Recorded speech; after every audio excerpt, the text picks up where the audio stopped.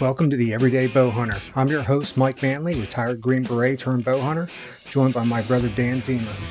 We're here to share tips, stories, and talk gear, all from our unique points of view. Whether you're just starting out or you're a seasoned bow hunter, I think you're going to like it. So let's go.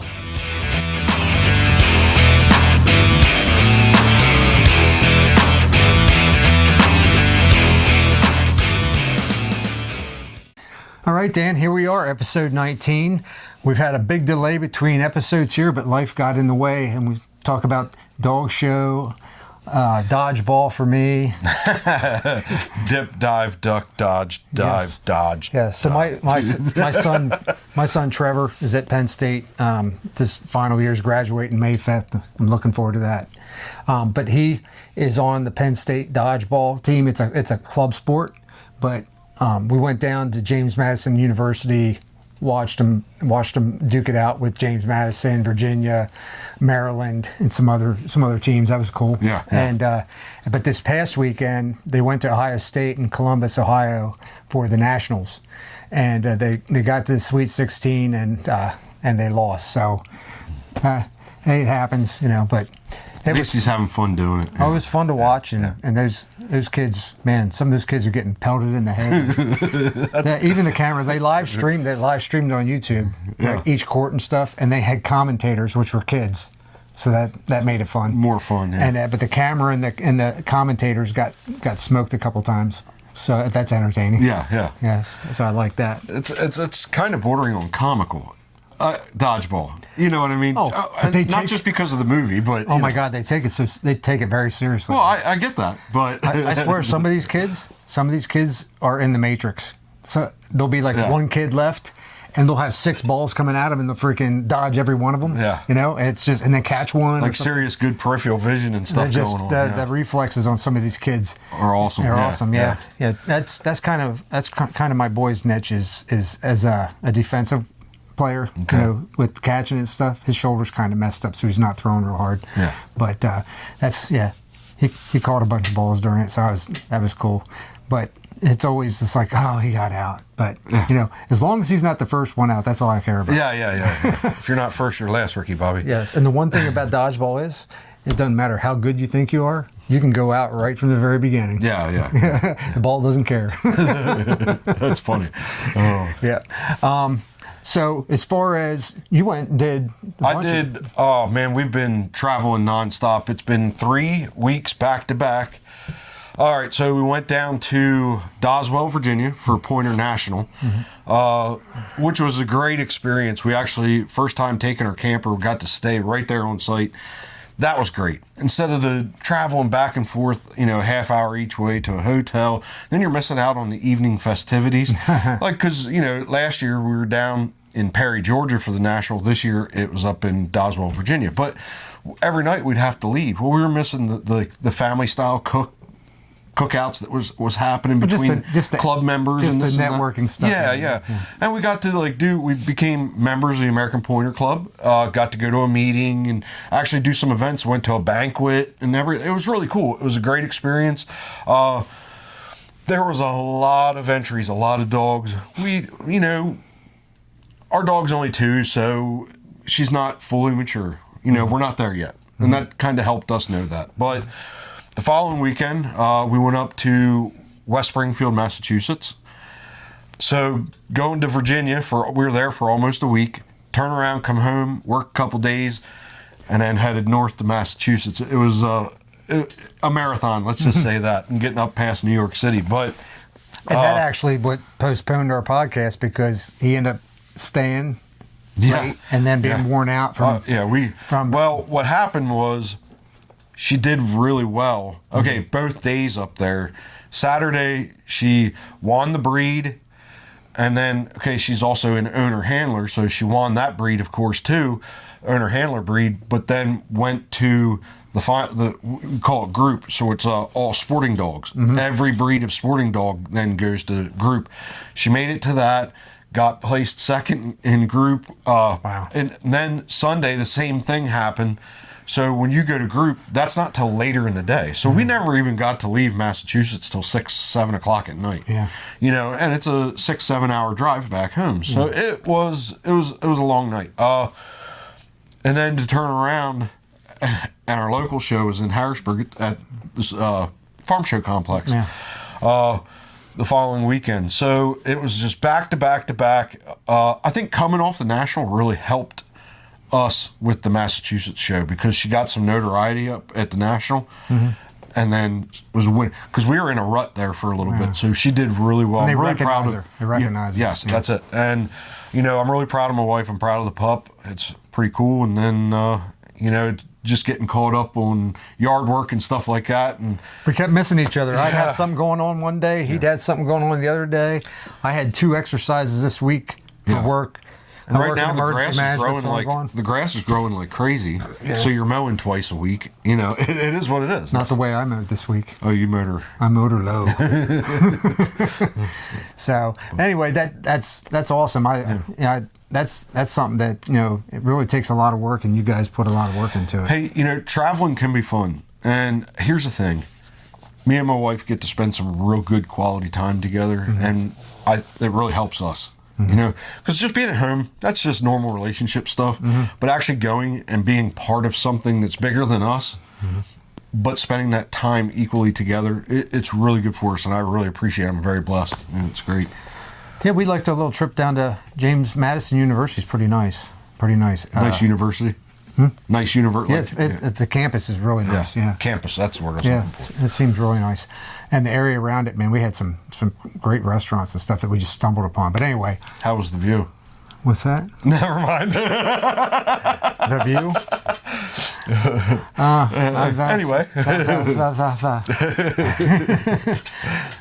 So I'm sorry, honey. He made me do it. Listener questions?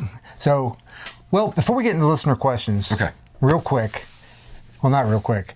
One of the things that we were kind of doing last night, back and forth, we can talk about this in advance. The e-bike? The e-bike. Yeah. So Dan's sending me, starting off the evening, I'm getting Amazon links from him with e-bikes on it. Because in Pennsylvania, and correct me if I'm wrong, the DNCR and the Game Commission and everything have rules that it's not considered a full electric bike, whatever, by their standards, and you can use it on trails and stuff like that, like a regular bicycle on public land, if it's 750 watt or less, and pedal assist. Has pedal assist, and it's under 100 pounds. Okay, that and under max speed 20 miles an hour. 20 miles an hour. But there is a stipulation. That's not for all public land. That's for state forest land only. Yeah. State game lands, it's a no-no. You cannot have them. Oh. So, well, that's a good there's know. that. Yeah. Because I was going to do it. And we hunt, majority of our style of hunting and or location of hunting is in state forest. So when Dan's showing me this, and he's showing me some nice bikes, got good reviews and stuff, and I'm like showing my wife, and I said, hey, you know, tax return. Yeah. Talk her into it a little bit. I think we might be on the way. So that's the thing. You can get so much more use out of it than just hunting. But me personally, I'm thinking about my truck sits up a little bit, so getting it in and out of the truck. Do I want a foldable? Do I want this? I'm actually going more towards size-wise, 20-inch bike, like a BMX style bike versus the mountain bike. I got that tour muscle in my shoulder. I want something small and compact that I can just kind of get up into the truck where I don't have to stretch. So let's talk about why we're talking about e-bikes, and it's not for personal enjoyment as much as we have quite a few hunting areas that we're identifying that it's a hike, and sometimes time equity is very important when you want to make the most of your hunting time. You don't want to spend all your time hiking and getting to the spot. And in the morning, sleep recovery, you're going to lose 2 hours of sleep. I mean, we already on a short sleep pattern. We are go. Yes. And getting some of these spots. Not every spot's not every spot is even feasible for an e-bike anyway. But one spot's 2 miles in. Another spot is possibly out to the gas line from up and out of the promised land there, past that gate. It's endless. There's a couple spots that could be a couple miles. 5-6 miles out. And the reason why they're so far is because they're gated. And they're closed during our season. And those gates are closed during the season, and you have to walk or have a bike. A bike, right. So, and people even ride horses on those things. Yes, they do. Yep. So, I love the idea. And what you said about time equity is the biggest factor for me. Mm-hmm. If I can get an extra hour of sleep or preserve myself for the next 3 days of hunting and not smoke myself on that first day, because curiosity gets the best of us and we want to get out to that spot that's 2 miles out because we want to know what's happening out there. And, cell phone reception ain't the best. So trail cam, cell cams aren't kind of your best option out there. You physically have to get out there. So this is going to benefit us greatly. Like I said, I personally am going to go with the smaller style bike. It's my first bike, e-bike. Yeah. Let's try this out first before I go spending more money, on something bigger, better, whatever, But I want to give this a trial run and see what. And this weekend, I'm working 2 12-hour shifts. I'm going to have the money to pay for it, and I'm going to make the purchase while I'm at work this weekend. And let's also talk about. So I have it for spring. We are not talking about like massively expensive bikes. No, we're talking about under $1,000. Under $1,000. Yeah. So we're talking about cheaper e-bikes that are, or what you find on Amazon, and not like, the one I not found, the Rambo bikes that are $5,000 a piece. Right. I found it's like a Solomon or something like that, and it's $799. It's foldable, 750 watt. Pedal assist. It's got gear on it. What's weird is on a BMX style bike, having that 7-speed gear like a mountain bike is going to be a little bit to get used to, but I'm really looking forward to this. This is a new chapter of hunting for us, and it kind of opens up some doors. That's pretty cool. Yeah. I'm excited about giving it a shot. We'll see if we actually pull the trigger or not. Well, I know I am. Yeah, I know you are. Yeah, I really want to. I mean, we want to do it and enjoy like long treks and everything too. Yeah. And we would pedal most of the time. It's just kind of when you hit those really big inclines and stuff. My wife said, hey, when we go to the dog shows, sometimes from arena to where the camper's at, it's a pretty far distance, couple 100 yards or whatever, even more. She's like, hey, you can go check ring times, burn down on the bike real quick, get back. Hey, you need to get ready. Chalk her up. Let's go. One of them deals. Yeah. It's beneficial. So that's pretty cool. I'm wondering, since your last name's Zemer, how long it would take you to wipe out? Oh, the first day. There's a good chance. There's a good chance Dan's going down. I'll have probably going to be a face injury. I'm going to have to get a motorcycle helmet, elbow pads, knee pads. Well, that one bike you were looking at had the helmet with it. Dude, it was like a red helmet. It's a free gift that comes with it. It's perfect for you. I want to see that. I want to see that on you.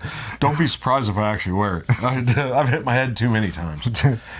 Now yeah. So we're looking at e-bikes to try to be more economical with our time and get to places, and not just for hunting, but also for scouting. Because there's some areas that we hunt in that just nobody goes to. But then the reason is because it's so difficult to get to.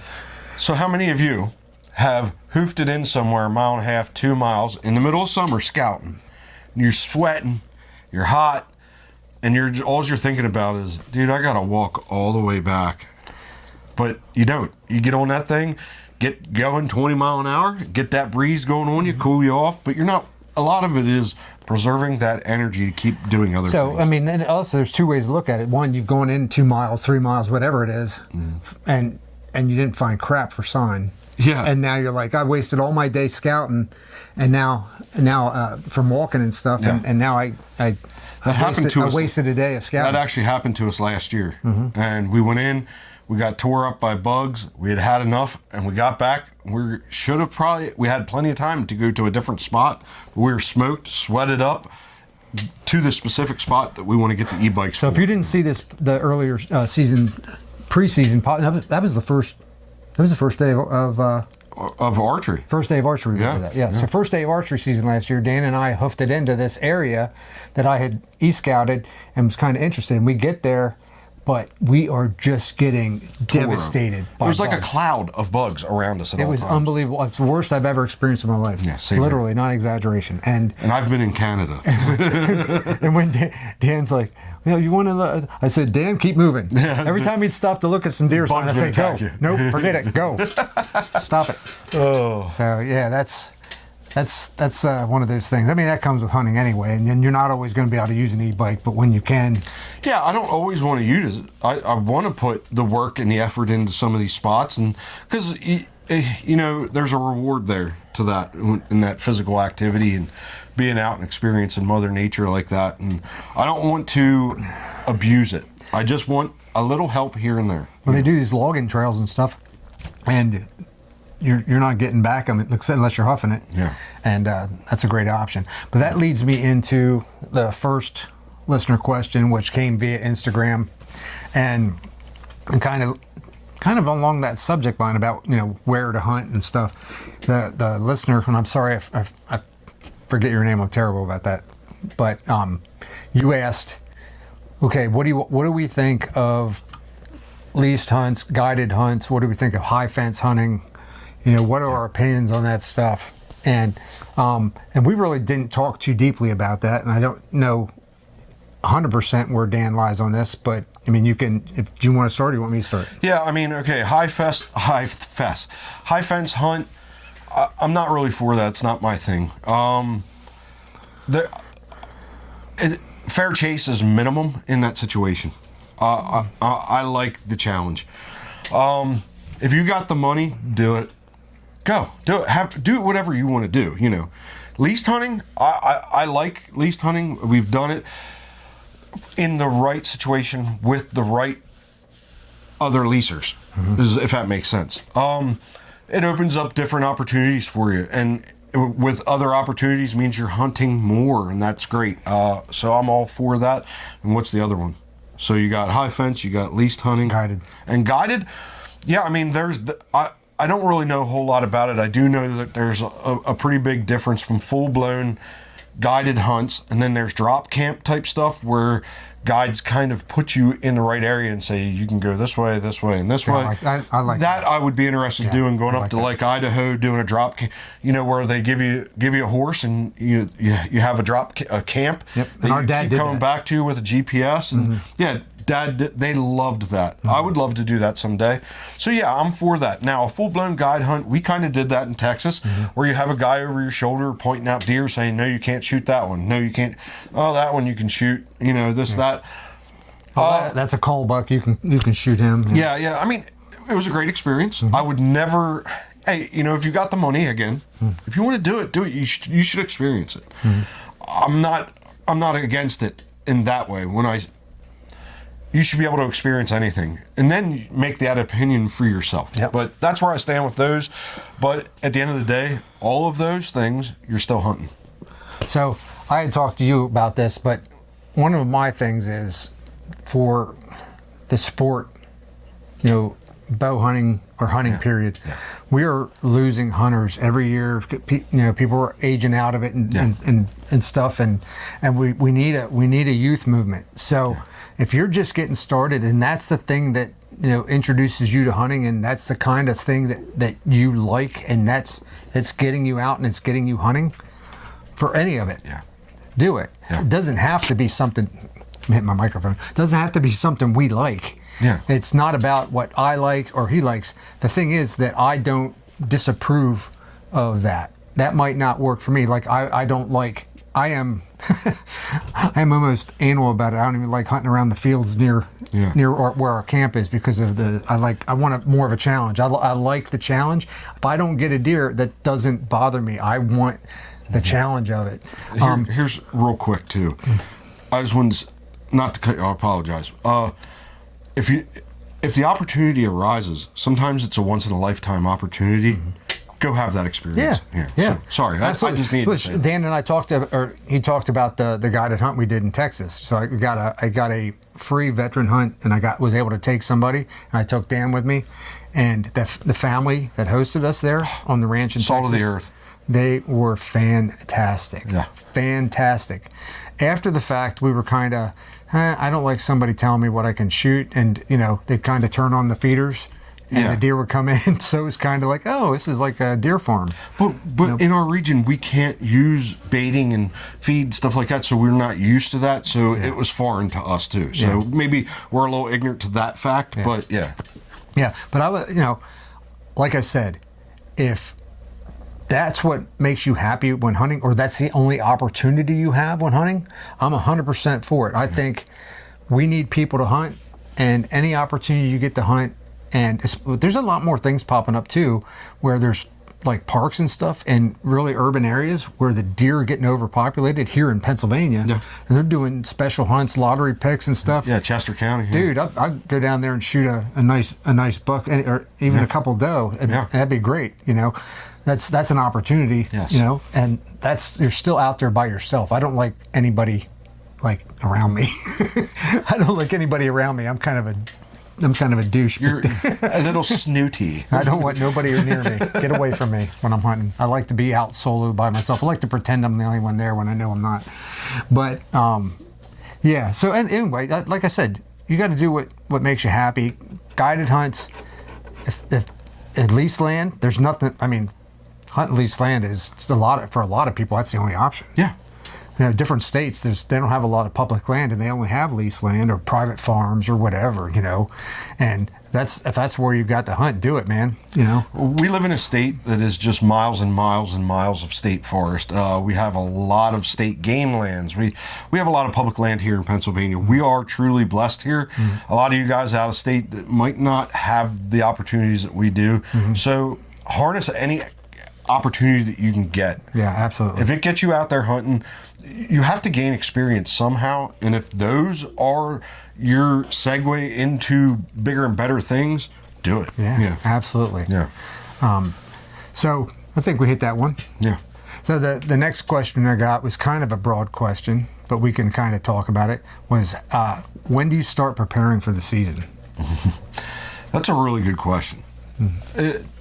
We actually were talking about this prior, and it's pretty broad.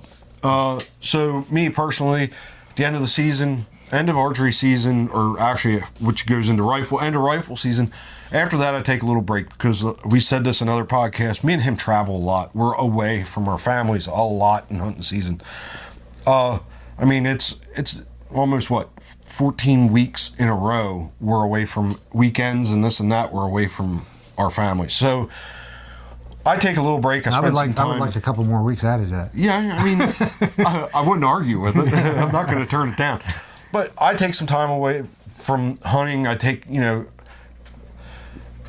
then I got to spend time with my family and get back into things. I got to take care of the house, things that I've neglected for the last 3 months. So and then I kind of gradually start getting into it. If it's even just as far as maybe buying some new clothing,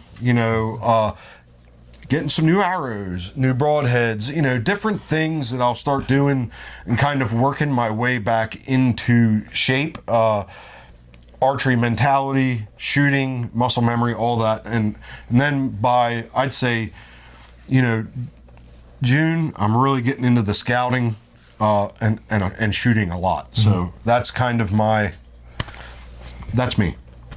Yeah, I think that when you get done the season, sometimes you're a little burnt. Yeah, I'm burnt out. Sometimes you're a little burnt, and you do need to re-engage the family, and there's stuff. Your life is not hunting. You got other things going on. It seems like for me, especially like the last few weeks, every time I wanted to go do something, to shoot my bow, to go scouting, whatever, the weather has not cooperated lately at all on the weekends. Rain. Weekends, wind, and massive high winds and everything. If you're here in the U.S., how the weather's been. Yeah. It's been crap. So, but then other things, family events, things like that. Like I said, my son's dodgeball and stuff. Dog shows. You gotta make time for your family. But I would say that once we get to, because it's kind of an annual ritual for us to go to the Great American Outdoor Show, because it's right in our backyard here, up in Harrisburg. It's for us, it's about a 40-minute drive, basically, to get up there. So it's not a big deal. Going to the outdoor show sparks it. It does. It lights a fire right back in. You get in there, and it's just like... You see all that stuff, hunting stuff, all the different new stuff that's there and everything. And you're like, yeah. And then this year I bought the new, Matthews lift bow. Yeah. I got arrows from Serious Archery. I went to Lancaster Archery, and I got some arrows, and I built some other arrows to have them testing. I just got new broadheads. Yep. They're sitting right over here beside us, and which are the trifecta. If you've never heard of them, I'm trying the trifectas. They're thick. Yeah, they are. They're 150 grain, so. Yeah, they're. But anyway, so I do that, and I believe that really once you get into you want to be shooting and stuff and trying to gradually get into it, and I wish I was doing a lot more than I am shooting wise and stuff. Just been bad luck with the weather, like I said, and everything. But once you hit turkey, Yeah. and you get out there and you get in the woods and you start seeing that deer sign out there while you're turkey hunting, because that usually happens when you're out there, right? And I start looking at areas where I have cameras and stuff and want to see that movement start. You see, one thing I've learned is that I have cameras that have been set up basically in the same spots for over a year and a half now. Yep. And the cycle of time, like this time period right now, I'm barely seeing any deer on these cameras at all. I might see a pair of doe. In fact, I got this great picture of these two doe just like body to body, and like 3 pictures of them just like staying together and kind of licking each other and cleaning each other. So it was kind of cool. But other than that, nothing. It happened to me last year too, this time of year, and coming into June when they're, like you're saying, when they're getting into velvet and stuff, that's when all of a sudden they start popping on the camera. So they're changing those patterns through the year, and that understanding those patterns has helped me a lot, because come season, I have mapped out, by the time season starts, my plan. And what I did last year was to have multiple spots identified, and the time of year that I wanted to hunt those spots as well. So based on these patterns that I'm seeing of deer, and we've hunted these areas for years and years and years in these mountains that we hunt. So we have a good idea of where to go and everything. So I think that, preparation kicks up around turkey, and then just continues to build until we hit that first day of archery. So, Right. yeah, I love it that much. Now, not everybody, is so into archery hunting that they're constantly at it. Sometimes your wife will yell at you and tell you better start thinking about other things than archery. Yeah. It happens. But The funny story, our mom yelled at our dad and said, "Look what you did to these boys." Getting us into hunting, getting us into archery hunting. And he knew damn well that it's an obsession. And us being who we are and how we are, it became an obsession for us. And it's not his fault. I love him for getting us into hunting. He gave us some truly great opportunities, but yeah. But hey, if you like the content, just to interrupt what we're doing right now a little bit. If you like the content, if you enjoy our podcast, you want to listen to it more, you want to watch it more on YouTube, wherever you're consuming it, please follow us. Please subscribe. It would really, really help us out. We'd love to have you back for more videos. And if you don't mind, hop on there and give us a 5-star review on Spotify or Apple Podcasts, whatever. That would really, really help us out, wherever you listen. yeah. But talk about turkey, right? So I got a turkey vest from Sika, the Equinox turkey vest, and now Dan's drooling on it. Yeah, a little bit. I've been looking at it for a couple of years now, thinking about getting. I'm in the market for a new vest, and I've been really kind of scoping this thing. Got to throw it on, get my hands on it. There's a lot to like, and very little to not like about it, but.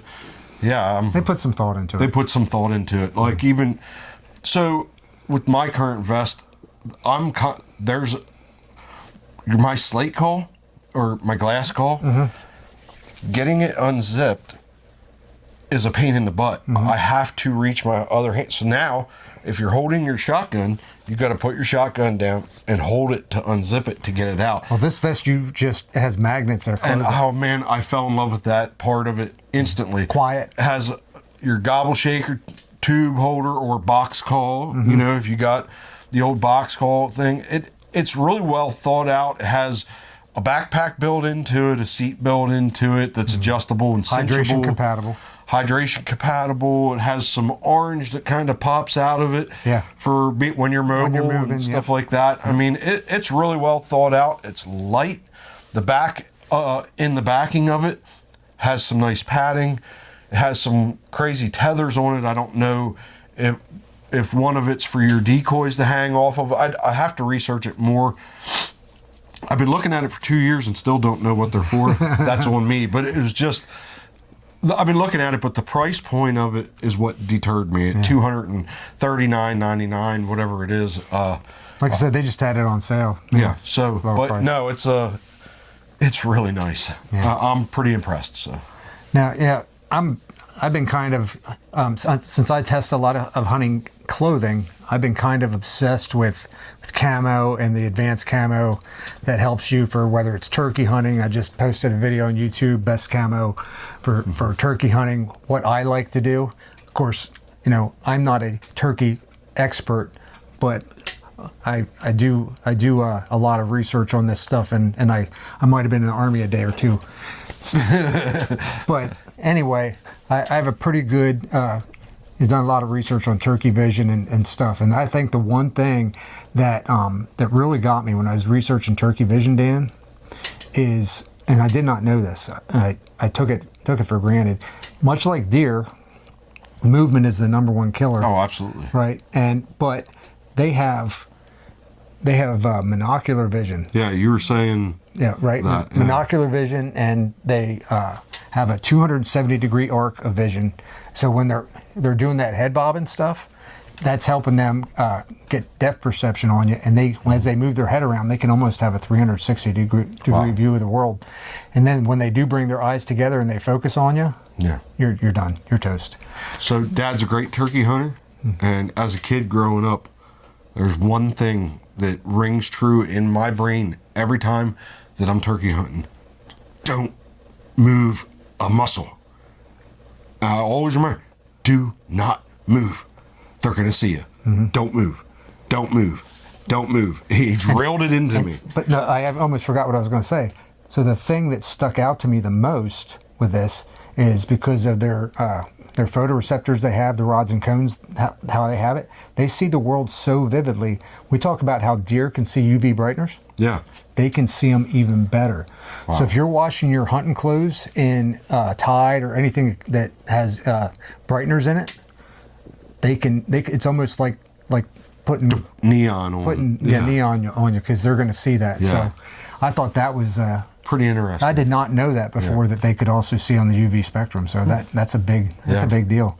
So making sure that I'm washing my clothes in the no scent, no brightener stuff that I use for deer.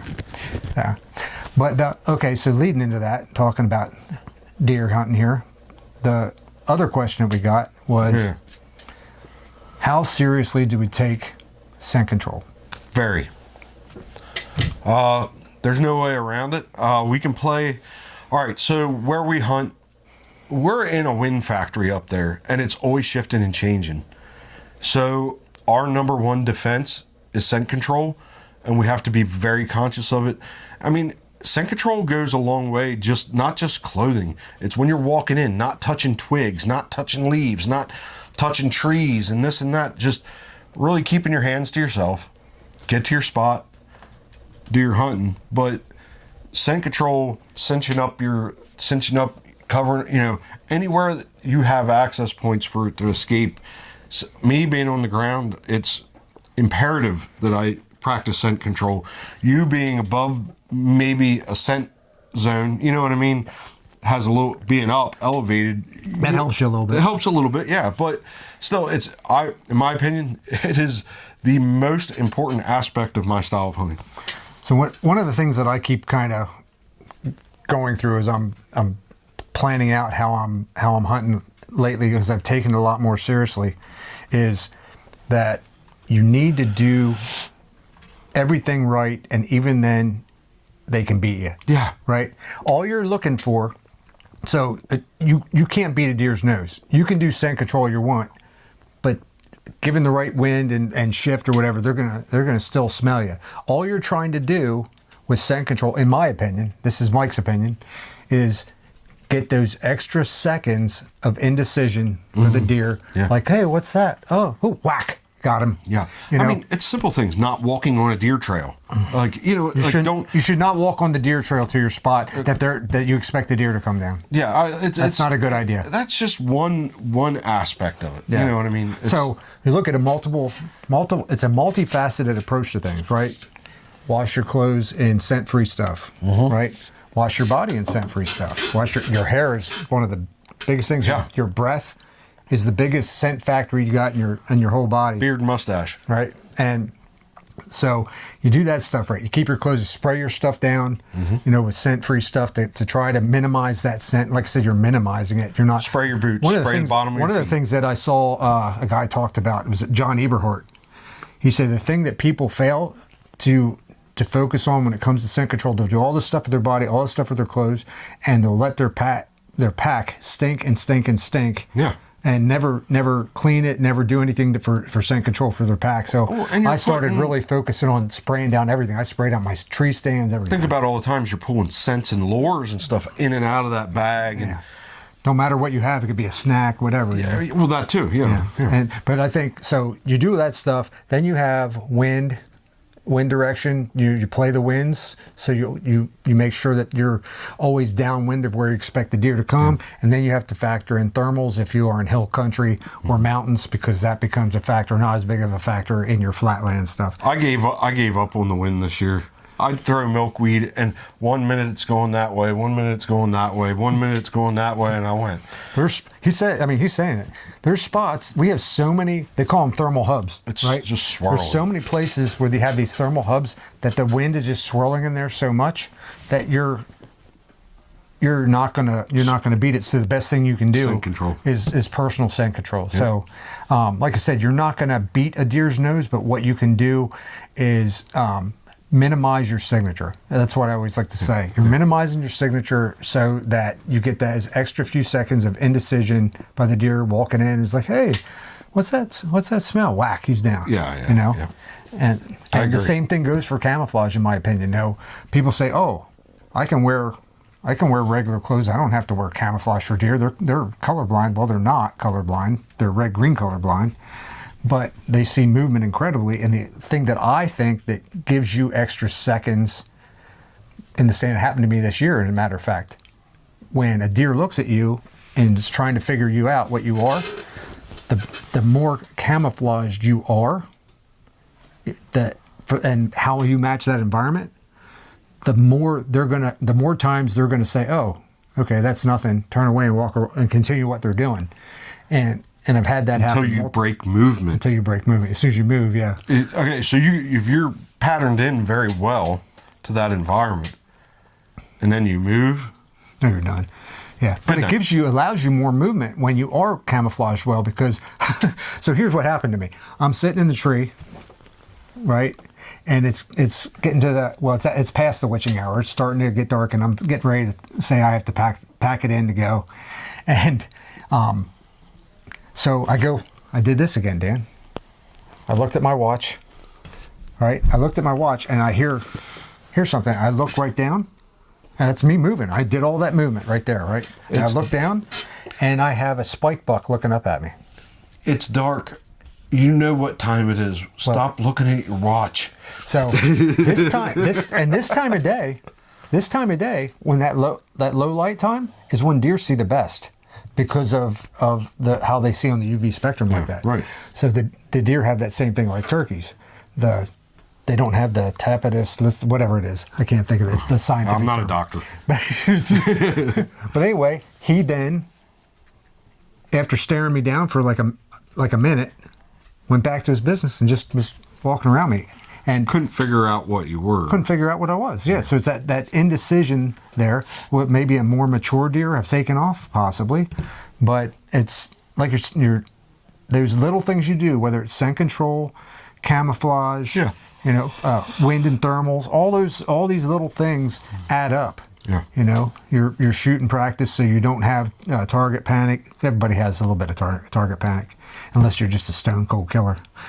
Yeah, I mean there is that. Yeah, but it happens.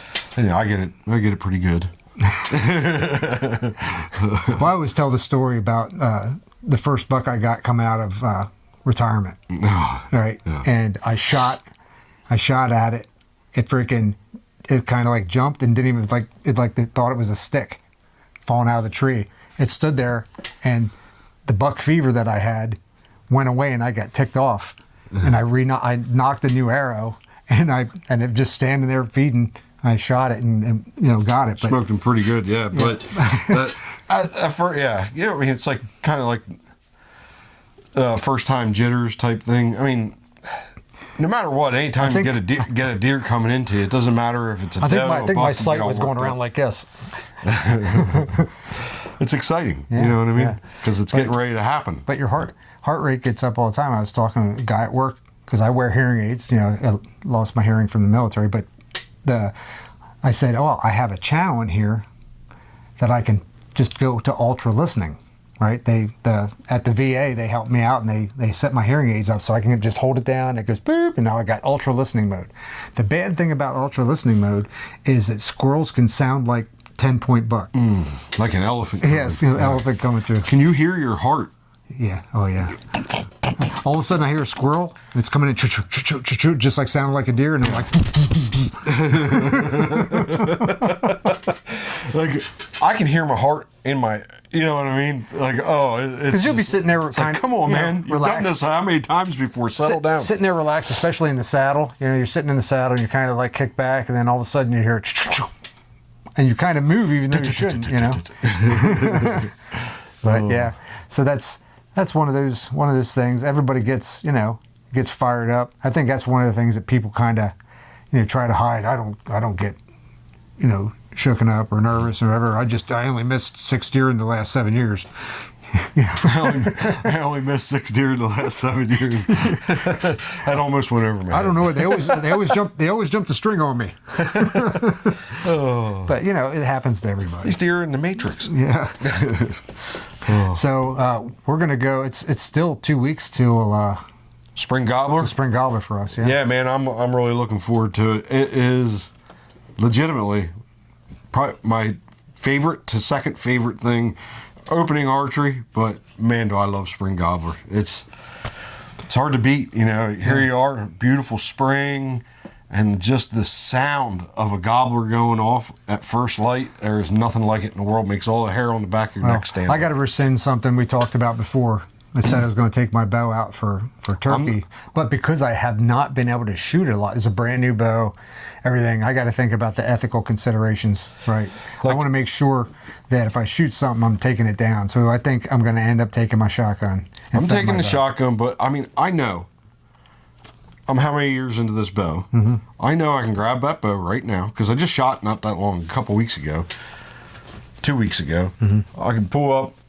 I can hit bullseye. I have that confidence in the bow. That's what you need. But I don't have that. I owe it to the turkey's a totally different game. You want to talk about aim small, miss small? Yeah. A turkey's different. That's a whole different game. I think I'm just going to enjoy a good shotgun spring gobbler hunt. Well, I'm doing it just because I haven't had the opportunities I wanted to have I get that. to ready my bow. I'm doing it to be lazy. So I'm excited to get in the woods and stuff. So that's well, like we were talking about. Hopefully, I can get this e-bike ordered and have it sent to me before spring gobbler. That way, I have it. So after the hunt, I can kind of test it out through there. Go hang my one cell cam that I just got, that Moultrie that I got.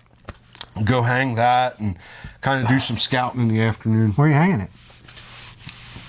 I don't know. Why don't you tell me? Nope. Come on, Dan.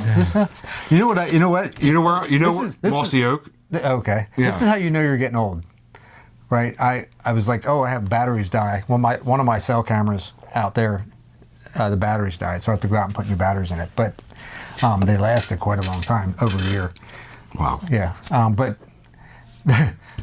I was doing that, and I was like searching through my stuff over here. I was like, where the heck's my solar camera? I have a regular trail camera. It's not a cell camera, but it has a solar panel built into it. It's like a Cam Park or something. Mm-hmm. And I'm looking for it, and I go, that's right, I got it in the woods. I totally It's forgot. already out there. Yeah. No. I'm kind of anxious to go there in turkey season and pull that camera and see what's on it. What do we call the spot? The Newfoundland or the 2 mile jaunt? What were we calling it? I don't even remember anymore. Mountaintop? It is. Top of the... I forget. Yeah, But anyway. top. Is it top of the mountain? Top of the mountain. This is kind of an unusual spot. I talked about before. Because it's kind of like the top of the mountain, but it's not the top of the mountain. Yeah, it's a false top. It's a false top. It's like a plateau, and there's probably about, in places, anywhere from 400 yards to, I mean, it could be 600-700 yards of just flat area, and then all of a sudden it goes, boom, goes up to the top of the mountain. So. But anyway, I want to see cell service wise with the cell camp, see if I can link up. If I can't, guess what? I'm going to have an e-bike. This is motor rolling down the road. But well, there's more territory out there to be explored for sure. Yeah, and then even out Promised Land, take it out there, see where I can get going. The other way, up on top of the mountain, out towards the gas line or whatever. Past that, maybe. I don't know. I want to explore. I want to see what's out there. Yep. Well, Dan, I think we covered a lot tonight. Yeah, I mean, next episode's a pretty good one because it's going to be the 20th episode, which is a kind of a milestone for us. And, yeah. Hey, if you like what you're hearing, you like what we're talking about, like doing listener questions and all that good stuff, and our content, follow us wherever you can get us and wherever you're watching us now or listening to us now. Follow, subscribe, and we really appreciate every single one of you guys listening. Yeah, thank you very much. Thanks. And we'll see you next time. Yep.